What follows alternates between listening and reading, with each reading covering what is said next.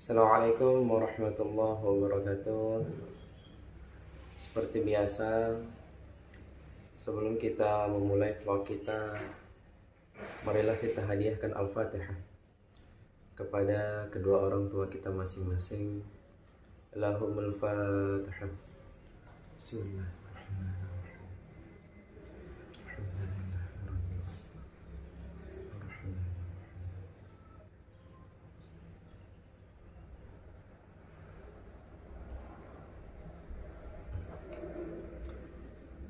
Al-Fatihah yang kedua kita niatkan kepada saudara-saudara kita yang saat ini sedang berjuang untuk membantu sesama, untuk melawan ketidakadilan, saudara-saudara kita yang sedang berdakwah di jalan Allah, yang sedang mencari rezeki untuk anak dan istrinya, saudara-saudara kita yang berusaha tetap dalam kebaikan.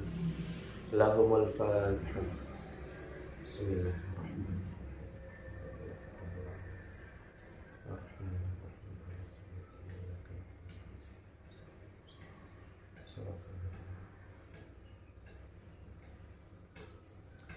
Seperti biasa, Al-Fatihah yang ketiga kita niatkan kepada teman-teman, kawan-kawan yang sudah mendukung channel ini, yang sudah membantu mendukung dakwah kami, yang sudah suka, yang sudah bagikan, yang sudah subscribe. Lahumul Fatihah.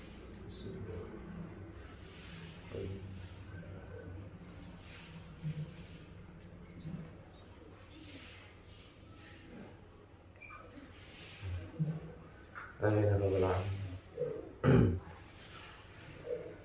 Alhamdulillahi rabbil alamin. Hamdan syakirin hamdan na'imin. Hamdan yu'afi wa ni'amahu yukafi mazidah. Asyhadu an la ilaha illallah wahdahu la syarika lah wa la na'budu illa iyyah. Wa asyhadu anna Muhammadan 'abduhu wa rasuluhu la nabiyya ba'dah. Allahumma salli wa sallim wa barik ala sayyidina Muhammad wa ala ali sayyidina Muhammad. Semeton jari senamian saudara-saudaraku, semeton jari sak gagah, sak solah, sak ingas, kawan-kawanku, sobat-sobatku dimanapun berada. InsyaAllah kami selalu doakan supaya saudara-saudara, sobat-sobatku tetap dalam limpahan nikmat Allah Subhanahu wa ta'ala, dimudahkan segala urusannya, amin ya rabbal alamin. Untuk vlog kali ini kami sedikit ingin menyampaikan tentang beberapa pertanyaan masyarakat dan beberapa permintaan dari masyarakat. Permintaan yang pertama, Ustadz, tolong dong berikan kami amalan zikir. Berikan kami amalannya zikir.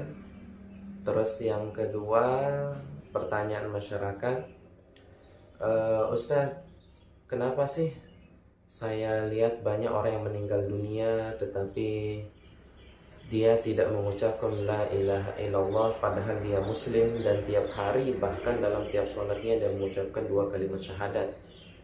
Kenapa sih saya jarang sekali melihat orang mengucapkan la ilaha illallah pada saat meninggal dunia? Jadi teman-teman sekalian, insya Allah dengan keterbatasan ilmu kami akan sedikit menjawab ya. Jadi kita bahas masalah yang kedua dulu, bukan masalah amalan zikir ya. Jadi pertanyaan yang kedua tadi itu, kenapa orang-orang walaupun dia Islam tetap melaksanakan sholat? Ya kadang-kadang sholat, kadang-kadang tidak. Pada saat meninggal dunia susah mengucapkan la ilaha illallah Muhammad Rasulullah. Jadi begini teman-teman ya. Jadi hakikatnya manusia itu sebetulnya terdiri dari 2 dimensi alam. Alam sadar dan alam bawah sadar.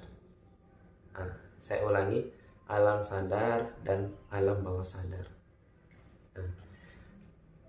80% itu adalah alam bawah sadar, 20% adalah alam sadar kita. Apa bedanya? Contoh nih, kalau alam sadar, Kalau alam sadar itu manusia personal itu sendiri memiliki hak prerogatif untuk memilih. Nah, misal ketika dengar azan, ya, lalu saya pun memilih apakah saya memilih untuk sholat atau memilih main game. Nah, atau ketika saya sedang duduk-duduk, ya, sedang duduk nggak ada kerjaan, maka saya memilih apakah saya memilih main game atau memilih untuk zikir. Begitu juga dengan yang lain-lain. Misal saya adalah seorang pejabat yang mana saya hendak mau diberikan diberi sogokan lah seperti itu ya. Saya pun dengan sadar memilih apakah saya mau menerima sogokan itu atau menolaknya. Nah, jadi alam sadar itu adalah kita sadar dan bisa memilih situasinya. Nah, alam bawah sadar adalah alam yang menerima rekaman dari alam sadar. Jadi, alam bawah sadar kita yang 80% itu bersifat menerima, bukan bersifat memilih. Kalau alam sadar dia bersifat memilih, kalau alam bawah sadar bersifat menerima. Nah, dan alam bawah sadar ini mengontrol dengan dirinya sendiri secara otomatis, kita tak bisa mengendalikannya. Sebagai contoh, detakan jantung kita, turun naik napas kita, peredaran darah kita, tumbuhnya kuku kita ini, tumbuhnya rambut kita, itu digerakkan, diatur oleh alam bawah sadar kita. Kita tak bisa mengendalikan jentak jantung kita, kita tak bisa mengendalikan nafas kita. Misal saya mau bernapas, saya tahan dulu 1 jam, nggak bisa gitu ya. Kita nggak bisa mengendalikan reproduksi di dalam diri kita, kita tak bisa mengendalikan pencernaan dalam diri kita. Semua bergerak otomatis, ya, semua bergerak dengan di alam bawah sadar kita tanpa kita pilih ya. Kita tidak pernah memilih darah harus mengalir ke sini, tidak boleh mengalir ke sini. Tapi darah itu mengalir dengan sedemikian rupanya tanpa kita bisa kendalikan dengan pilihan dengan alam sadar kita. Ya. Jadi alam bawah sadar itu seperti itu. Dan alam bawah sadar itu bersifat menerima apa yang dilakukan oleh alam sadar. Sebagai contoh ya, ada si fulan ketika dia sedang duduk-duduk nggak ada kegiatan, dia memilih apakah saya hendak berzikir atau saya hendak main game. Apabila dia memilih berzikir, ya, apabila dia memilih zikir, maka dia pun berwudu dan memilih berzikir. Dia mengucapkan la ilaha illallah, subhanallah, walhamdulillah, wa la ilaha illallah, Allahu akbar. Maka dengan sendirinya pilihan berzikir tadi itu akan masuk ke alam bawah sadarnya. Terus masuk ke alam bawah sadarnya. Dia biasakan zikir, maka zikir itu akan masuk ke alam bawah sadarnya. Maka tatkala si fulan ini kesandung atau jatuh sesuatu atau si fulan ini kesandung, maka kalimat yang pertama kali keluar dari mulutnya adalah subhanallah atau astaghfirullah atau masya Allah. Contoh ya, si fulan ini berjalan kesandung, maka yang pertama kali keluar dari ucapannya adalah astagfirullah, subhanallah, la ilaha illallah. Nah, ketika ucapan yang keluar dalam hal ketidaksengajaan dia karena kesandung itu, responnya adalah zikir, itu adalah alam bawah sadarnya sebetulnya. Nah, dia nggak pernah, dia spontan mengucapkan astagfirullah, dia spontan mengucapkan subhanallah, ya. Itu adalah alam bawah sadarnya. Nah, jadi alam bawah sadar itu merespon sesuatu. Nah, ada juga orang yang ketika diberikan pilihan apakah dia memilih zikir atau memilih main game. Misal ini ya, ini contoh ya. Saya tidak melarang Anda main game, saya tidak mengekang Anda harus zikir, enggak, terserah Anda ya, terserah Anda. Kita akan dimintai pertanggungjawaban kita masing-masing ya. Jadi ketika ada misal si fulan ini memilih, dia memilih zikir atau memilih main game. Nah, contoh, misal si fulan ini memilih main game, maka game ini akan masuk ke alam bawah sadarnya, ya, akan masuk ke alam bawah sadarnya. Nanti ya, ketika dia kesandung, maka kalimat yang pertama keluar bukan zikir, tapi misal contoh, aduh, kampret, dan lain sebagainya, dan titik-titik lah begitu ya. Maka yang pertama kali keluar kesandung dia, kampret, aduh, dan lain sebagainya. Dan ada kata-kata yang tenar di dalam game, tapi kita tidak sebutkan di sini. Nah, itu contoh ya. Jadi alam bawah sadar itu dia tak bisa memilih, dia bersifat merekam dan itu akan keluar secara spontan. Misal itu salah satu contoh ya. Nah, begitu pula orang-orang yang meninggal dunia sebahagian besar ya, sebahagian besar apabila alam bawah sadarnya terisi dengan kalimat la ilaha illallah, maka ketika dia meninggal dunia nanti, insya Allah dengan rahmat Allah ya, maka mulutnya ini dengan spontan mengucapkan kalimat syahadat ya. Ada yang bilang la ilaha illallah, ada yang bilang Allah Allah Allah. Ada juga yang ketika sakaratul maut dia malah mengaji, ya, membaca Al-Quran. Kenapa? Karena dia membiasakan alam bawah sadarnya membaca Al-Quran. Jadi ketika dia sakaratul maut, maka yang keluar adalah Al-Quran. Beda dengan orang yang tak biasa membiasakan alam bawah sadarnya untuk berzikir, untuk sholat, dan sebagainya. Maka yang keluar adalah kata-kata yang lain. Seperti contoh, aduh sakit, ya Allah sakit, aduh panas, dan lain sebagainya. Nah, itu contoh ya. Nah, jadi alam kita ini, manusia ini terdiri dari 80% alam bawah sadar, 20% alam sadar. Alam sadar bersifat memilih, alam bawah sadar bersifat merekam atau menerima rekaman dari alam sadar. Alam bawah sadar ini salah satunya mengatur detak jantung, nafas, peredaran darah, tumbuhnya kuku, dan lain sebagainya. Yang mana semua itu tak bisa kita kendalikan. Dia otomatis berjalan dengan sistemnya sendiri. Nah, alam bawah sadar itu bersifat merekam dari apa yang dilakukan oleh alam sadar. Kalau alam sadar membiasakan diri untuk berzikir, maka alam bawah sadar isinya adalah zikir. Kalau alam sadar memilih membiasakan diri untuk sibuk dengan game, dengan goyang-goyang di depan HP, dengan nyanyi-nyanyi, maka yang masuk ke dalam bawah sadarnya seperti itu.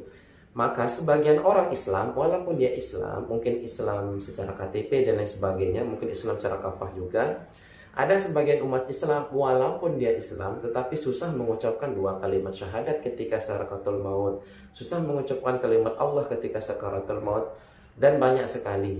Kenapa? Karena membiasakan alam bawah sadarnya jauh dari zikir, membiasakan alam bawah sadarnya jauh dari Al-Quran dan sebagainya. Jadi pilihannya ada di teman-teman. Teman-teman mau membiasakan diri dengan hal-hal yang bersifat keduniaan, monggo, tanggung jawab sendiri. Bagi teman-teman yang mau membiasakan diri dengan kalimat-kalimat la ilaha illallah, dengan kalimat-kalimat zikir, baca Al-Quran, menyibukkan diri dengan sholat, monggo, dapat balasannya sendiri ya. Intinya dosa saya ditanggung oleh saya, pahala saya ditanggung oleh diri saya sendiri. Tidak ada pahala yang diwariskan, tidak ada dosa yang diwariskan, tidak ada iman yang diwariskan, dan sebagainya. Kita berhak memilih dalam hidup kita. Apakah kita membiasakan diri untuk berzikir? Monggo, dapat balasan. Apakah memilih membiasakan diri untuk hal-hal keduniaan? Monggo, dapat balasan juga. Nah, jadi itu jawaban yang kedua teman-teman sekalian. Nah, sekarang jawaban yang pertama tadi, pertanyaan pertama tadi, Ustadz, minta tolong dong berikan kita amalan zikir. Amalan zikir ya. Jadi insya Allah untuk amalan zikir tetap nanti kita akan sampaikan di vlog kita. Cuman saya tidak berani istilahnya yang memberikan amalan zikir yang di atas, yang terlalu tinggi ya. Jadi insya Allah nanti kita akan berikan amalan zikir 3 ya, 3 amalan zikir. Pertama, berzikir dengan la ilaha illallah. Kedua, berzikir dengan Allah Allah Allah ketika zikir nafas ya. Jadi insya Allah nanti kita akan bahas salah satu dari 3 zikir ini. Nah, bagi teman-teman nanti yang ingin mengamalkan zikir yang mana yang didengar dari saya, yang sampai dari saya, nanti di kolom komentar tulis qabil tu ya. Jadi tulis qabil tu di kolom komentar atau katakan saya terima ya. Jadi ketika saya terima. Jadi nanti apa yang antum tulis di kolom komentar itu dan apa yang antum tulis di bawah itu nanti akan menjadi saksi ya. Dan sebagai pertanggungjawaban kami yang menyebarkan la ilaha illallah, menyebarkan kalimat-kalimat zikir dan sebagainya. Jadi nanti akan menjadi saksi ya. Dan sebagai sah penerimaannya amalan ini. Jadi teman-teman sekalian, karena ini sudah 15 menit waktunya. Insya Allah videonya nanti sore atau insya Allah hari inilah kita bahas zikir masalah la ilaha illallah. Dan kalau teman-teman ingin mengamalkan zikir ini dengan tata cara yang kami sampaikan, nanti tulis di kolom komentar tulisannya qabil tu, pakai bahasa Arab boleh, pakai bahasa alfabet boleh, atau mengatakan saya terima boleh juga ya, atau saya niatkan boleh juga. Jadi teman-teman sekalian, kami berharap video yang kami bagikan ini sangat bermanfaat bagi diri saya dan bagi kita semua. Kita sama-sama saling mendoakan tetap dalam kebenaran dan tetap dalam kebaikan. Dan jangan kita terlalu dengarkan omongan orang ya teman-teman sekalian. Apabila itu hak, itu datang dari Allah Subhanahu wa Ta'ala. Dan apabila itu kebatilan, kesalahan, maka itu datang dari hawa nafsu saya sendiri. Mohon dimaafkan ya. Akhirul kalam, assalamualaikum warahmatullahi wabarakatuh.